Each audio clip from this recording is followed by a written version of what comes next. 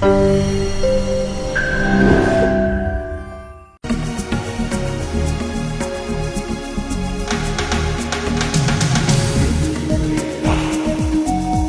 présentation du livre AGC, itinéraire d'un homme d'État, s'est tenue hier mercredi à la primature en présence du Premier ministre Ahmed Bakayoko.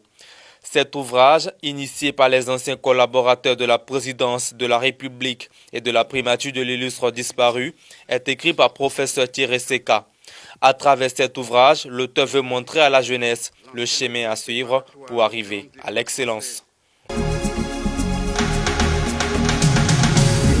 Ce livre est pour nous un document qui doit guider la jeunesse. Parce que le combat pour un pays ne se termine jamais. Nous faisons notre tranche, mais la suite doit être réglée. Notre bonheur, c'est de voir ceux qui viennent derrière nous relever tous les défis qui étaient posés à nous. Donc, ce livre doit montrer aux jeunes Ivoiriens et aux jeunes en général les qualités qu'il faut mobiliser pour pouvoir tracer le chemin de l'excellence. À en croire le Premier ministre Ahmed Bakayoko, l'hommage rendu à travers ce livre est très important car Amadou Gon Coulibaly a laissé un bel héritage aux futures générations.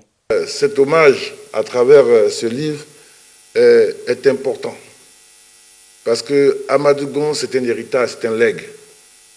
C'est un bouquin, c'est peut-être le premier, mais il y en aura. Parce qu'on est obligé de transmettre ce qu'il a représenté, ce qu'il était. Il y a l'homme d'État, mais il y a l'homme.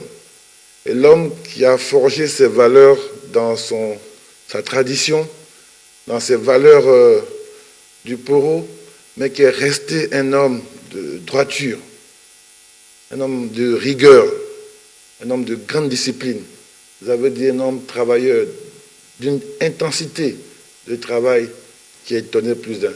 Un homme de respect, un homme juste, l'homme d'abord.